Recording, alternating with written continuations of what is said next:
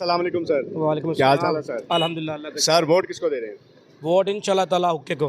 क्यों?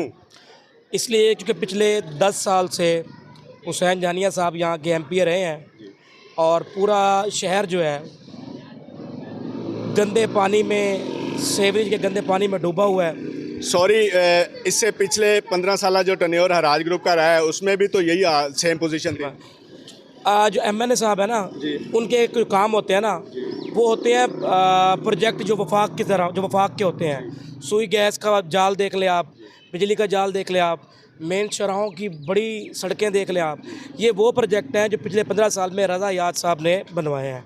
और ये प्रोजेक्ट जो हैं ये पंजाब में कहीं भी इतने बड़े सुई गैस के, बिजली के जाल नहीं बिछे जो रज़ा याद दौर के बिछे हैं। हुसैन जानी साहब रज़ा याद के नीचे भी एमपी थे, फ़खर इमाम साहब के नीचे भी एमपी थे।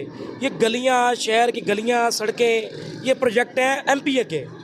जो आप मलिका इलाके में जाएं, बस्तियों में जाएं, गरीबाबाद, बस्ती सईदा, मलिका इलाकों में जाएं ना, ये गलियां, ये छोटे छोटे प्रोजेक्ट, जो छोटे प्रोजेक्ट हैं सोलिंग के गलियां, सेवरेज, ये एमपी साहब ने बिल्कुल नहीं कराए।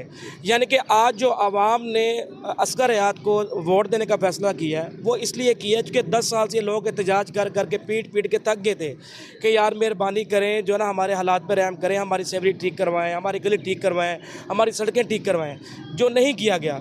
इसलिए आवाम में शऊर आया और आवाम ने अपना नुमाइंदा जो है वो तब्दील किया है, असगर हयात को बनाया ताकि ये हमारी जो शहर की सड़कें हैं, गली हैं, सेवरेज हैं जो गंदे पानी में डूबे हुए हैं, लोग जनाजा लेके जाते हैं तब परेशान हैं, नमाज़ पढ़ने जाते हैं तब परेशान हैं, और मुकम्मल तौर पर वो एक गंदे पानी के दरिया में रह रहे हैं। आप हुसैनाबाद जाएँ, तकबीर टून जाएँ, बस्ती सईदा जाएँ, सेम पोजीशन आज से 8 से 10 साल हो गए हैं, वही चल रही है।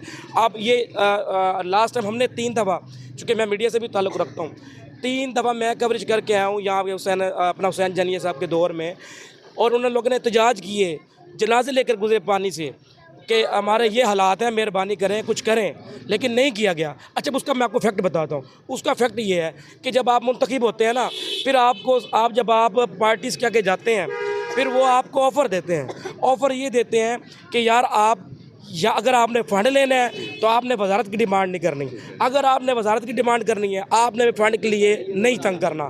इन्होंने वजारत को तरजीह दी, फ़ंड को तरजीह नहीं दी।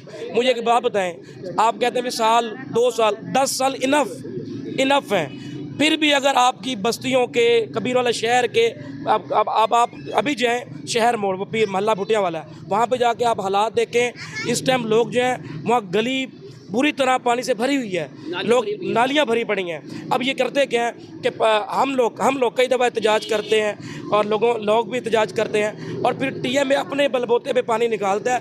अगर जब हमने टीएमए वालों से हमारी बात हुई थी कि यार इसका मुस्तकिल हल क्यों नहीं निकालते, उन्होंने हमें कहा था कि इसके लिए स्कीम चाहिए। वो स्कीम जो है वो नुमाइंदे दे सकते हैं, लेकिन नुमाइंदों ने नहीं दी। मेरा मकसद सिर्फ इलाके की फलाह बहबूद है, इलाके की तरक्की है, और इलाके की तरक्की के लिए, फलाह बहबूद के लिए जो मुझे इस टाइम बेहतरीन क़यादत का जो इंतखाब है वो सिर्फ हराज ग्रुप है, जिसके लिए हम उनको सपोर्ट कर रहे हैं।